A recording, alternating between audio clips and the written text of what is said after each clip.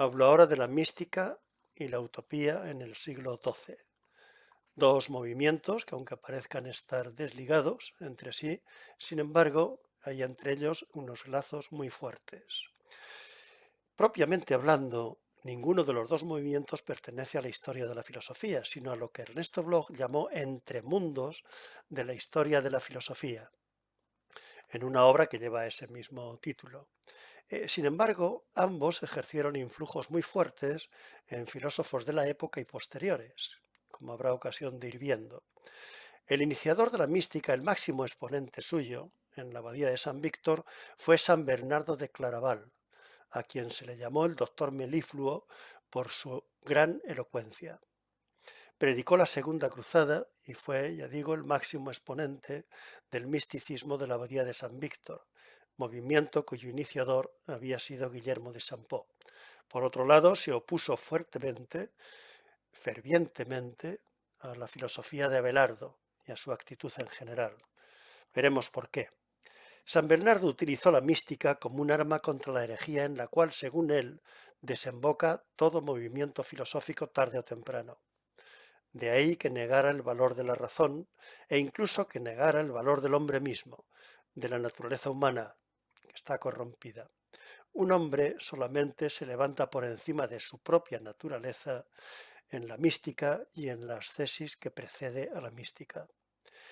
Inspirado en la obra de Amiquitia sobre la amistad de Cicerón y en el Cantar de los Cantares, pensó que la mística es el abandono total del alma en la voluntad de Dios después de haberse liberado de los vínculos corporales.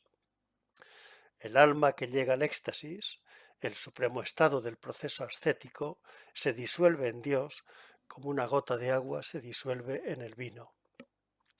Desde luego no todos los místicos de San Víctor desdeñaron, como él, los saberes, las ciencias profanas. Hubo otros, como Hugo y Ricardo de San Víctor, que también aspiraban a la mística, sin embargo vivieron esa mística como el peldaño más alto de las ciencias profanas y también de las ciencias sagradas, pero sin negar el valor de estas. La batalla que se estaba librando entonces, entre el ala religiosa y la filosófica, en esta fecha del medievo, no llegó a tener un claro vencedor, porque la filosofía aún no había tenido su momento de máximo esplendor, que llegaría un siglo más tarde de San Bernardo, y la religión tampoco tuvo que retroceder por ello. La suerte, sin embargo, fue muy diferente en una batalla igual que se estaba librando casi al mismo tiempo en el mundo musulmán español, donde terminó con la victoria de la religión, la victoria de los alfaquíes y la quema de todos los libros de Averroes por orden del califa al-Mansur, después de lo cual puede decirse que ya no hubo más filosofía árabe en España. Por su peculiar conexión con el misticismo y la resonancia social que alcanzaron, merecen especial atención los movimientos utópicos y revolucionarios que se fraguaron, que se pergeñaron en este siglo, movimientos que seguían los pasos de los que habían tenido lugar en los inicios del cristianismo y cristalizaron en gran medida en las cruzadas.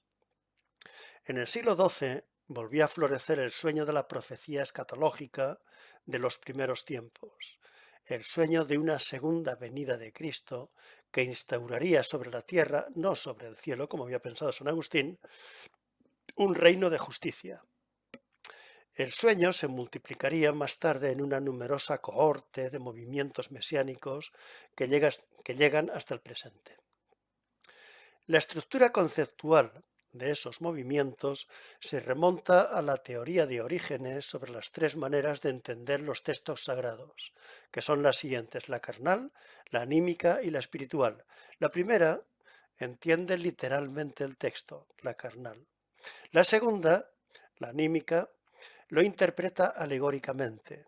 Y la última, la tercera, la espiritual, descifra por fin el mensaje eterno oculto en el fárrago de las letras de los textos sagrados. Los místicos de la abadía de San Víctor habían recogido y transformado la tríada de Orígenes en los tres escalones que conducen al alma a la visión beatífica de Dios. Los tres escalones que son la cogitación o comprensión de las cosas corporales, la meditación o reflexión sobre la propia alma, y la contemplación o elevación del alma hasta la divinidad. La aplicación de estos tres momentos de la ascensión mística a la historia de la humanidad, al desenvolvimiento de las sociedades, era algo que faltaba por hacer, y le cupo el honor de hacerlo a Joaquín de Fiore, que vivió entre el año 1145 y el 1202. Este abad recogió el sustrato profundo de los movimientos sociales anteriores y legó a los posteriores la trama básica de sus ideas, el esquema inmutable sobre el cual engarzar la subversión. El transcurso de las sociedades resultaba dividido, según él, en tres etapas o ascensos, cada uno de los cuales dependía de una de las personas de la Trinidad, a la tríada de Orígenes y a la tríada de la Abadía de San Víctor se sumaba ahora nada menos que la Trinidad. Dice Joaquín de Fiore literalmente: el primer estadio vivió de conocimiento, el segundo se desarrolló bajo el poder de la sabiduría, el tercero se difundirá en la plenitud de la inteligencia. En el primero reinó la servidumbre, en el segundo la sumisión filial, en el tercero comenzará la libertad. El primero transcurrió en los azotes, el segundo en la acción, el tercero transcurrirá en la contemplación. El primero vivió en el temor, el segundo en la fe, el tercero vivirá en la eternidad. Y en otro texto, en otro párrafo, dice lo siguiente: puesto que el Espíritu es también verdadero Dios, como el Padre y el Hijo, debe realizar también alguna obra a su imagen y semejanza, lo mismo que lo han hecho el Padre y el Hijo.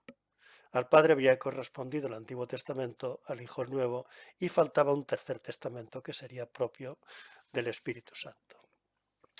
El dogma trinitario, unido a los tres momentos místicos, se plasma ahora, resulta, en la historia, en el desenvolvimiento de las sociedades. De la luz que ilumina la humanidad emanan tres fulgores, cada uno más brillante que el anterior. Esa luz es la luz divina. El postrero, el último, es el tercer reino, el último de esta tierra, que precede la vida eterna en el cielo y será el reino de la igualdad y de la libertad. La división tripartita de la historia ya no murió nunca. Se la vuelve a encontrar dotada de nuevo vigor en la Ilustración alemana, nada menos que en Lessing. Él dice lo siguiente: no hay duda que algún día llegará el momento del nuevo Evangelio eterno que se nos promete en los libros fundamentales del Nuevo Testamento. Quizá los fanatismos conocidos en los siglos XII y XIV eran un destello de este nuevo Evangelio eterno, y sólo se equivocaban en anunciar que la irrupción de la nueva época estaba tan cerca. Quizá su idea de las tres edades del mundo no era ninguna ocurrencia banal, y está claro que no erraban cuando afirmaban que el Nuevo Testamento se quedaría antiguo, tal como le había ocurrido al Viejo Testamento. Lo que ocurría es que querían ir demasiado a prisa y que en un momento querían hacer hombres dignos de esta época a sus propios contemporáneos, que todavía no habían dejado completamente la niñez, ni habían recibido ninguna preparación ni ninguna ilustración. Hasta aquí Lessing. Según Bloch, Ernesto Bloch, esta teología de la historia, corrompida y pervertida, fue también la teología de la historia del nazismo. Incluso el término tercer reino, cambiado en tercer Reich, fue sacado de las cenizas antiguas y remozado por Meller van den Broek, y así quedó listo para su uso por el Partido Nacional Socialista Alemán. El marxismo, que también adopta la tripartición de la historia, sería también, según Bloch, netamente distinto de todos los movimientos teológicos anteriores. como el hombre ilustrado de Lessing, es distinto del niño medieval que concibió la idea. La utopía milenarista de los primeros tiempos del cristianismo y de los tiempos medios y modernos se habría trocado finalmente en ciencia por obra del socialismo científico, es decir, del marxismo. La ciencia, entonces, según Bloch, difumina de nuevo la tiniebla del mito. Pero esta interpretación de que, según la cual el marxismo es por fin el socialismo científico, esta interpretación no es aceptable sin más, como habrá de verse cuando llegue el turno a las filosofías del siglo XIX, la de Carlos Marx entre ellas.